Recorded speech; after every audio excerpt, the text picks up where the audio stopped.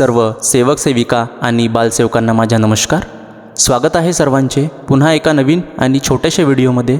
सेवकांनो, आपल्याला व्हिडिओ आवडल्यास व्हिडिओला लाईक करा आणि जास्तीत जास्त शेअर करण्याचा प्रयत्न कराल हीच विनंती।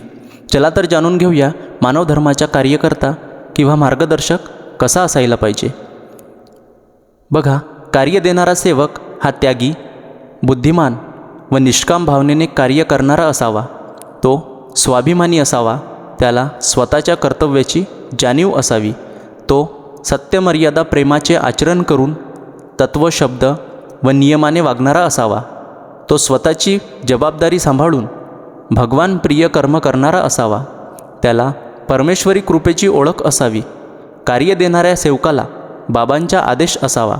आशा, निराशा, यश, अपयश, मान, अपमान, स्तुती, निंदा ही द्रव्ये जीवनात आली तरी ती सहन करण्याचे त्याच्यात मानसिक आत्मबल असायला पाहिजे।